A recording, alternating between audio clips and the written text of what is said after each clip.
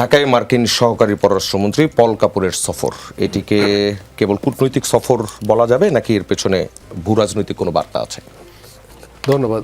পল কাপুরের এই সফরটার জন্য আসলে ধন্যবাদ দিতে হয় যুক্তরাষ্ট্রকে, কারণ এই সফরের মাধ্যমে আমরা জানলাম যে অন্তর্বর্তীকালীন সরকারের আমলে গোপনে যে বাণিজ্য চুক্তিটা হয়েছে যুক্তরাষ্ট্র এবং বাংলাদেশের মধ্যে, সেটা তখন ভাবা হয়েছিল বোধহয় জনগণ, বিরোধী দলগুলো কিছু জানে না, কিন্তু এখন তো খোলাসা হলো যে বিএনপি এবং জামাতে ইসলাম উভয়ের সম্মতিতেই এই গোপন চুক্তিটা হয়েছে।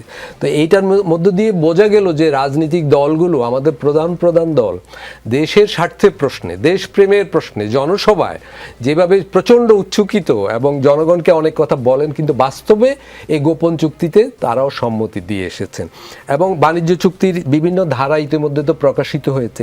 এটা যে কি পাহাড় সম পরিমাণ বাংলাদেশের শিল্প, প্রতিরক্ষা, অর্থনীতি, এগুলোর বিরুদ্ধে একটা বিরাট চ্যালেঞ্জ তৈরি করে রেখেছে, সেটাও আমরা জানলাম। নিশ্চয়ই এখন পল কাপুরই বাংলাদেশে নির্বাচনের পর আসা সবচেয়ে বড় বিদেশি কূটনীতিবিদ। উনি চাইবেন বাংলাদেশকে যুক্তরাষ্ট্রের স্বার্থের কথা বলতে এবং বাণিজ্য চুক্তিটা বাস্তবায়নের এগিয়ে নিতে, কিন্তু মুশকিল হলো এই চুক্তি তো বাংলাদেশের স্বার্থের বিরুদ্ধে এবং এখনও বাংলাদেশের সরকারিভাবে পুরোপুরি প্রকাশিত হয়নি। ফলে এটা বাংলাদেশের জন্য একটা চ্যালেঞ্জ যে এই চুক্তি কীভাবে বাস্তবায়ন করবে। নাগরিক সমাজের দিক থেকে একটা দাবি আছে যে অবিলম্বে এই চুক্তি প্রকাশিত হোক, কিন্তু দুর্ভাগ্যের ব্যাপার কোনো দলে, বিরোধী দল এত কিছু বিষয়ে সরকারি দলকে চ্যালেঞ্জ করছে, চুন থেকে পান খসলে কিন্তু অভিযোগ উঠছে, কিন্তু এই চুক্তি প্রকাশ করার ব্যাপারে জামাতে ইসলাম বা এনসিপি কেউ কিন্তু কিছু বলছে না আজ পর্যন্ত। 1 মাস হয়ে গেল। এইটা খুব সন্দেহজনক একটা ব্যাপার। কিন্তু বাংলাদেশের অর্থনীতির স্বার্থে এবং যেখানে সরকার এই মুহূর্তে অর্থনীতি পুনর্গঠনের জন্য সর্বোচ্চ অগ্রাধিকার দিয়ে এগুচ্ছে, সেখানে এই চুক্তিটা প্রকাশ করা উচিত।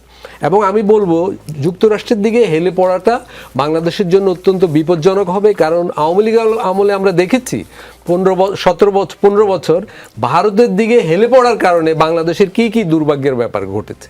এখন যদি ওই দিক থেকে ঘড়ির পেন্ডুলামের মতো আমরা আরেক দিকে হেলে পড়ি, আমাদের আরও সংকট হবে, কারণ চীন, ভারত বা ইউরোপীয় ইউনিয়ন এরাও কিন্তু আমাদের অর্থনীতির স্বার্থের জন্য গুরুত্বপূর্ণ বন্ধু।